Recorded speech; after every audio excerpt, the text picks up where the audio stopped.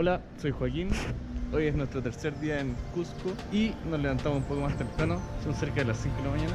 Nos vamos a Machu Picchu.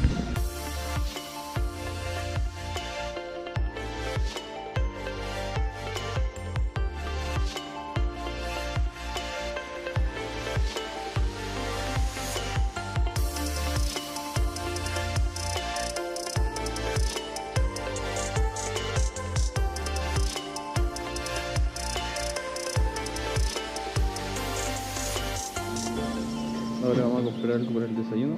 Nuestro tren sale a las 5:50. Son las 5:30. Nos queda un ratito todavía para desayunar. Acabamos de desayunar rápidamente. Un tecito de coca y unos queques de zanahoria. Ahora vamos en este tren que tiene esta vista panorámica. Acabamos de salir y ya estamos amaneciendo. Aquí estamos en Pachar, kilómetro 61. Al Valle Urbano, al lado del río Vilcanota, hasta Aguascalientes. Ahí va.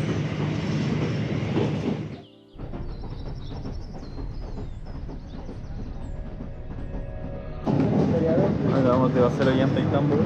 Vamos en el kilómetro 70 aproximado.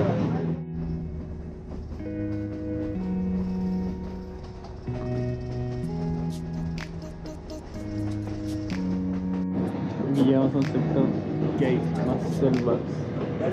Ahí al lado de nuestro vagón hay un vagón que está abierto, no tiene entonces sirve para sacar fotos y grabar hacia afuera.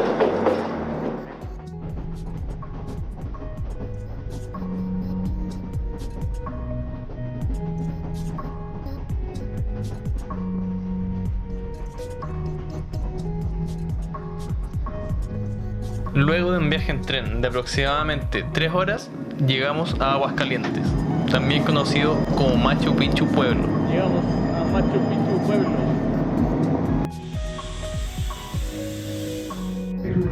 Expedición número 72. Una vez en este pueblo, tuvimos que tomar un bus que tarda 30 minutos en llegar a las ruinas de Machu Picchu. Uno debe hacer una larga fila dependiendo de la hora a la que vaya. Camino a Machu Picchu. Saltando como locos.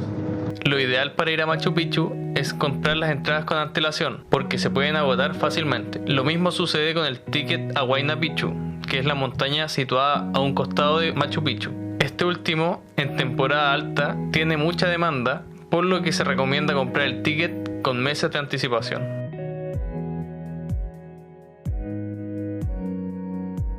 Bueno, con respecto a Machu Picchu, fue declarado Patrimonio de la Humanidad por la UNESCO en 1983. Hoy en día es considerado una de las 7 maravillas del mundo moderno, y este lugar es sin duda uno de los principales destinos turísticos de Sudamérica. Aquí llegamos al mirador. Esta antigua ciudad inca se encuentra a 2.430 metros sobre el nivel del mar. Tiene un área de 325 kilómetros cuadrados y está conformado por alrededor de 140 estructuras en su interior. Esta ciudad está separada en dos partes, al igual que lo que vimos ayer. Está la zona agrícola, que es este sector, y la zona urbana, que es el lado de allá. Está separado por un foso que coincide con una falla geográfica que hay. Así que los incas lo utilizaron para separarla en sector urbano y sector agrícola.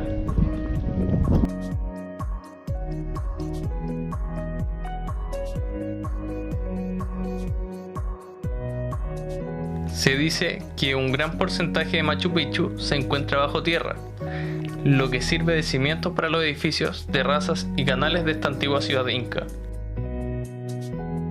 Esta ciudad está ubicada en medio de dos fallas geológicas y se dice que hoy en día sigue en pie gracias a la calidad de la construcción y el sistema de drenaje del terreno.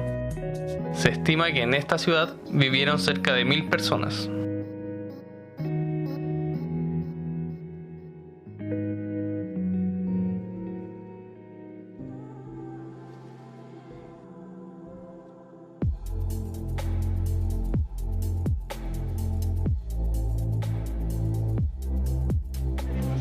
el templo en honor a Viracocha. Aquí ya estamos terminando el recorrido. Increíble. No me imaginaba que podría ser tan grande esto. Excelentes construcciones. Aquí en la entrada de Machu Picchu hay un puesto donde hay timbres para poner el sello de Machu Picchu en el pasaporte. Aquí llegamos a Aguascalientes de vuelta.